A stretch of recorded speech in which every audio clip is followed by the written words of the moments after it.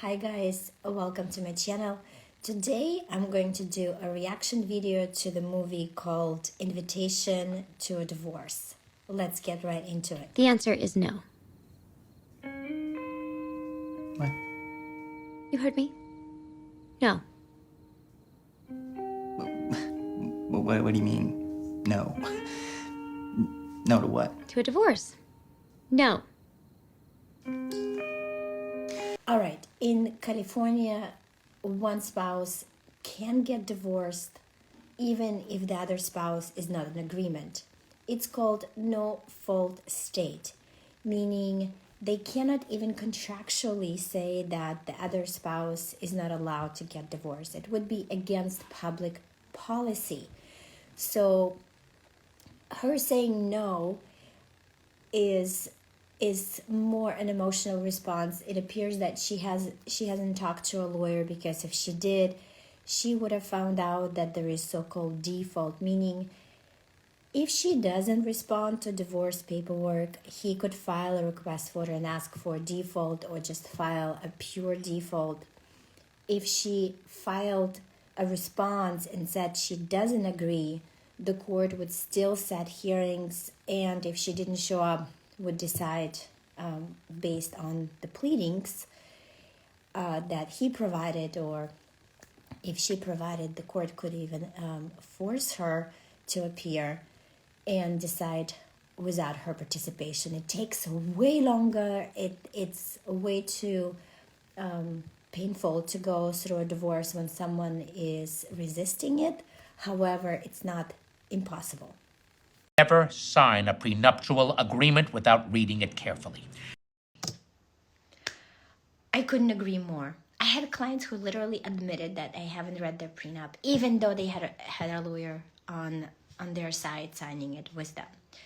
So I ask clients when I'm representing them, have you read it? And if they say no, I set up a time where I go over every single paragraph, explaining what it says, what it's for, why, and surprisingly, they don't agree with some of the provisions. Having a prenuptial agreement could be a painful thing to read, especially when everything is really going on in butterfly and the wedding, and I mean, it's tough. However, there will be surprises if you don't read it. There are so many snakes to bite you on the ass that the devil's pitchfork up the wazoo is going to come as a welcome relief by comparison.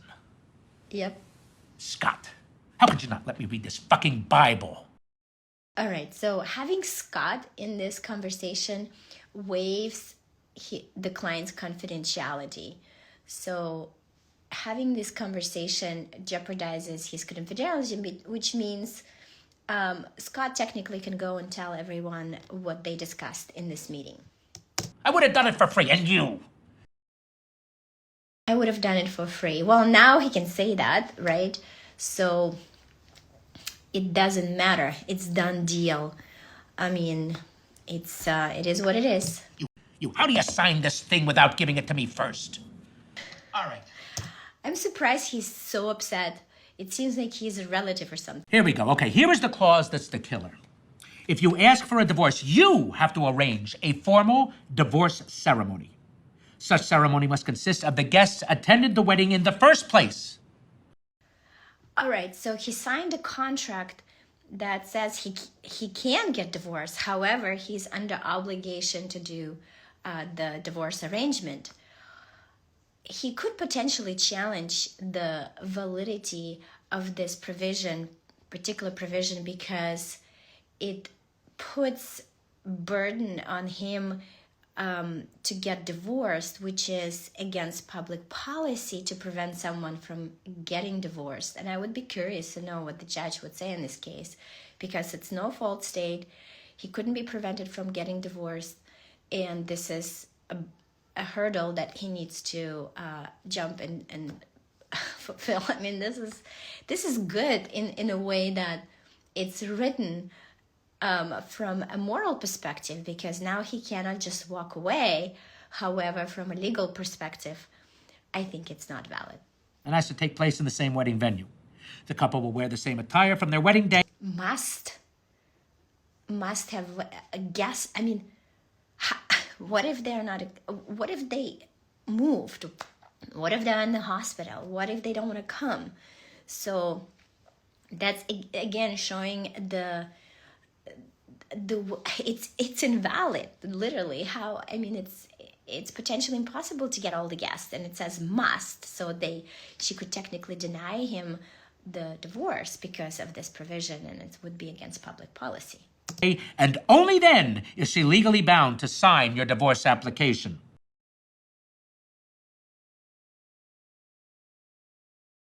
Right, so that's no-go. I mean, literally no.